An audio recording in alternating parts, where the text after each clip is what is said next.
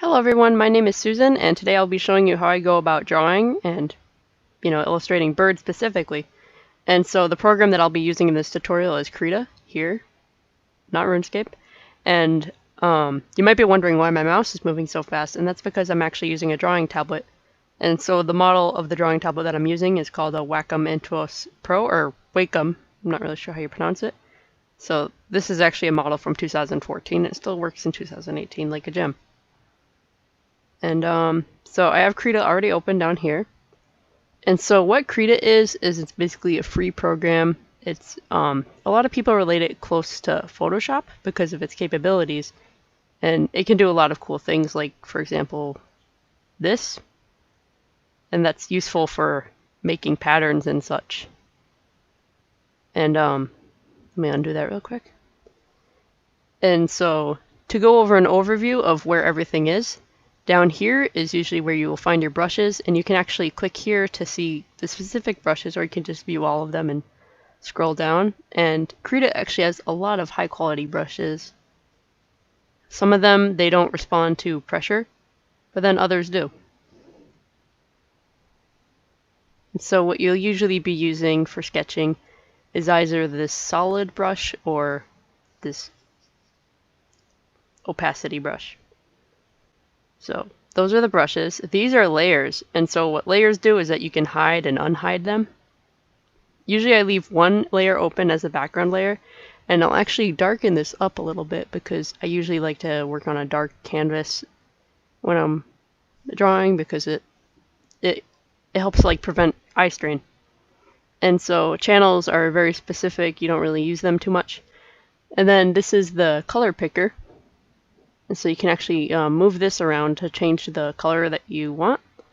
And so going over here, it's less saturated with color. Here it's like mid-tones, and then here it's more saturated with color. And of course it goes light to dark. And there's also tool options, and I'll go over tool options. I can actually do it right now, because sometimes they do come in handy. So for example, if you were to do this, and then you had another layer that's red, and then if this is actually something very cool, you can set things on overlays and such. And so if we were to want to pick this color specifically, it would pick this by default because it samples all the visible layers to pick that color. And then on a new layer you could just paint like that, and it doesn't really have to be on the opacity filter. But if you wanted to draw in opacity mode, but you wanted that specific color, then this would not work. And then if you drew like that, it would mess up your opacity. So basically what you need is you go to sample current layer, then you can get the exact shade sorry, the exact shade that I used to draw this out. So those are very interesting, and it does trip up new users, especially with the fill tool, because, for example, well, the fill tool is here, and so it's right here. It's the little bucket, and basically by default, I think Krita says like limit to current layer, or it. So basically, if you check limit to current layer, you can do this. You could be like that and fill that in on your own layer. But then if you make another layer and then you're like this, it would completely fill it in. But if you do not limit to current layer and then you fill this in, then it would also, you can see that it didn't really, like, it's weird. The fill tool, I am still not used to it. But yeah, there's a lot of interesting things about Krita. And so let's get right on the show. So my brush settings, I don't have any specific brush settings set. This is actually kind of like the way you get it right off the bat when you download Krita. And yeah. So since I'm drawing birds, I'm just going to start off with how I usually draw them. I guess I'm going to do a chicken. And so I start with a circle for the head. And I'm actually going to go into like the basic shapes of birds too in this. And so here is actually like where their crop would be, and that's the part of the bird that's at the bottom of their neck. It's where food is processed. And then they also have a back. The back kind of goes like that. Over here would be the wings. This kind of looks like a naked chicken because I'm just trying to illustrate the main proportions of a chicken.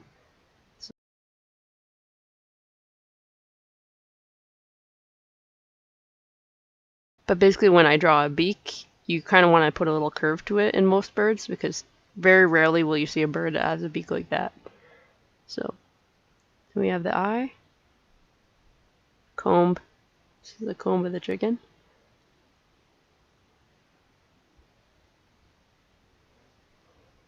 Alright, and so onto the legs. I did sketch out like the hip, which is around here. And so this would actually be the chicken's knee. A lot of people think that the chicken's... This is pretty much how the chicken stands. And so a major misconception that I see is people will draw a bird. So for example, draw this quick little thing here. And then they'll think that this is how their legs go. But actually it's just hidden under their feathers. And so their legs actually go like this. And so this here would actually be like the equivalent of the human ankle. So that's a major, well, not major, but like a common mistake that I see when people are drawing birds. And yeah, and then another thing that I hear a lot of like people having difficulties with is just drawing the legs in general. This is called the lasso tool, and to delete something really quick, you just lasso it with that, and then you hit the delete key. But anyways, on to how I draw feet. I usually start with a triangular shape here, and then I will do these, like little curved lines with kind of that at the end. And birds have not 3 toes. Well, yeah, 4 toes, basically. Some have more than other species. It just depends on what you really are with, because there's actually one breed of chicken that has an extra toe. It has 5 toes. So, essentially what I do is I kind of try to illustrate the joints in the toes.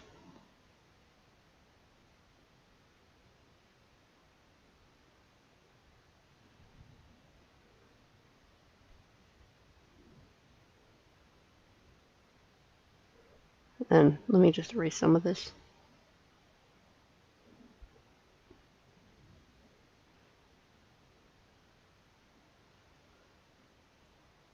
And then I make one of the toes prominent. The others are less so. And so that's basically how you draw the foot of the bird.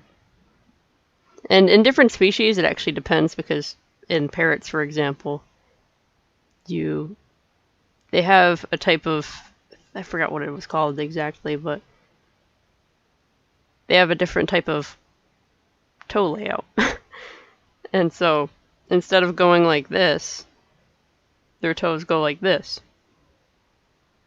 So if you're drawing specific species, you might want to do a little bit of research and do a couple of studies beforehand of just how they work, because every bird is structured different. Like, if you pick up a chicken wing, they look like this. But then if you pick up a turkey wing, you know, they're bigger. So anyways, I got a little off track there. So basically this is our chicken. And so now that we got the skeleton laid out, I'll actually turn down the opacity of this layer so that we can actually sketch over it. And so I guess we'll use a hard brush for this, hard darker color brush. And up here you can adjust the size and opacity. And so what we will do is just start to add in a little bit of detail and start to really like illustrate the different parts of this chicken. And I guess we'll end up coloring it too, why not?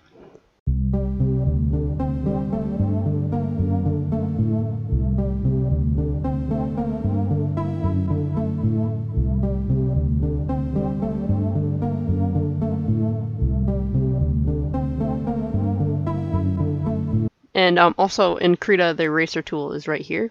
So you just click this button whenever you want to erase something.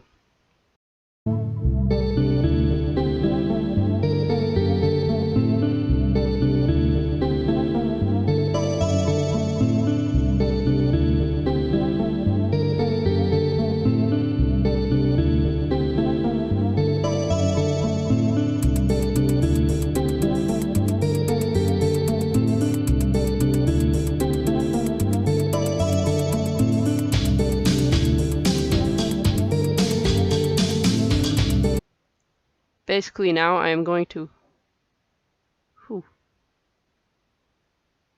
Oh, it's because I have it on wraparound mode.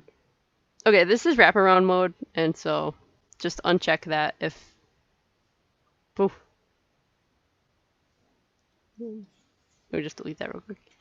But that was wraparound mode, and usually I don't have that on, but it's very good for making patterns and stuff.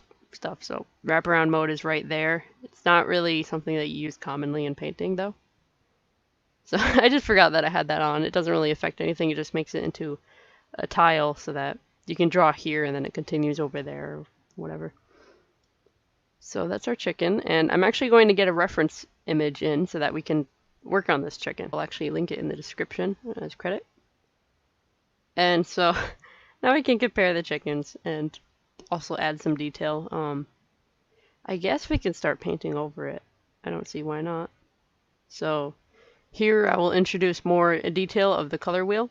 And so I've labeled on the screen like the different colors of the color wheel, because for some people it's very difficult to tell apart the colors depending on your eyes. But generally warmer colors on the left, colder colors on the right. And so we're just gonna start with reddish brown. I usually like to start with the dark colors first, and then we're actually going to paint over the sketch layer.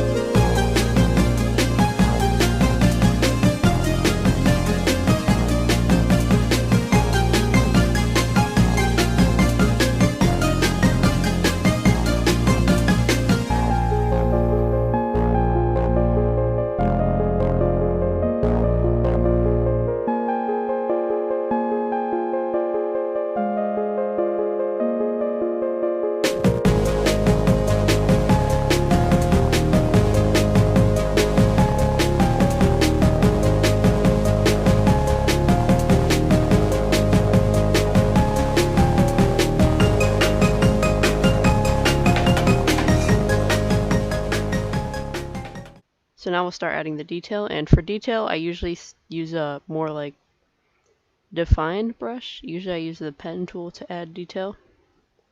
So didn't mean to zoom in there, but so for example, I'll show the pen tool. There's a lot of different pen tools. I'm not sure if I selected the right one on the first go. So there's those pen tools.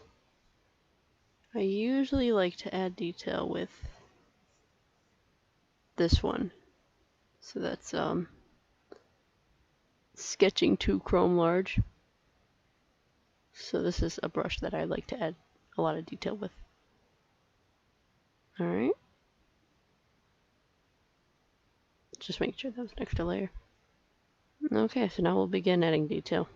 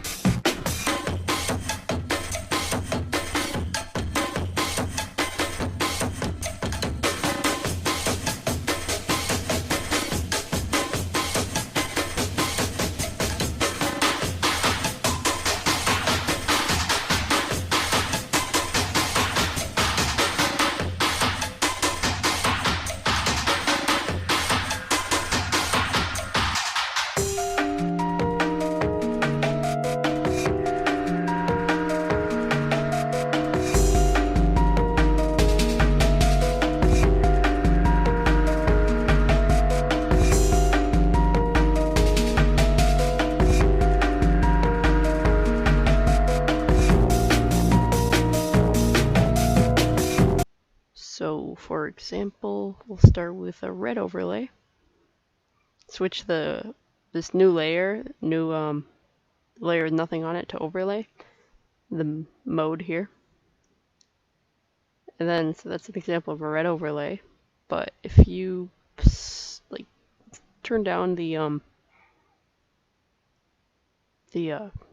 opacity of it, I guess, or power of it, it kind of adds a nice tone to your drawing. So I'll go through the colors quickly. Orange, green,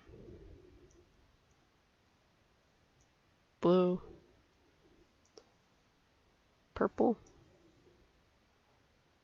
Then another cool thing is if you take a gradient, put over something.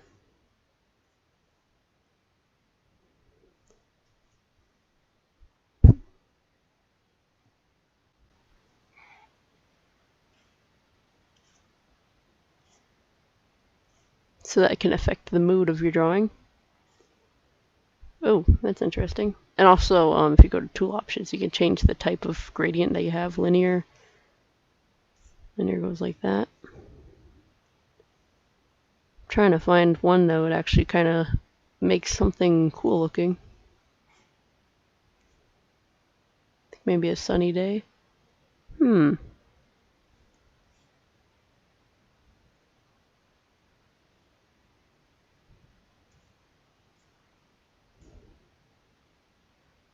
Don't know.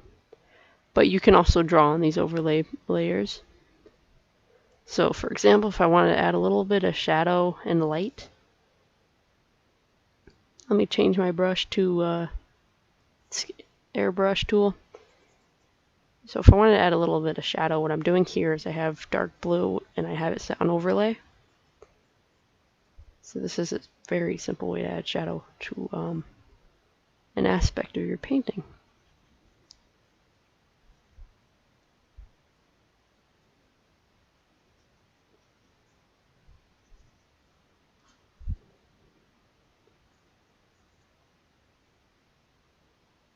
So yeah, very cool looking, very cool effect to your work. And if we just switch this to normal, it looks like that. Put at high opacity. Usually I like a slight, like kind of low opacity like this.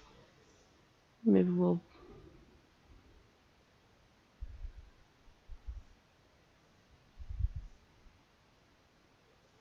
It's very interesting to work with though.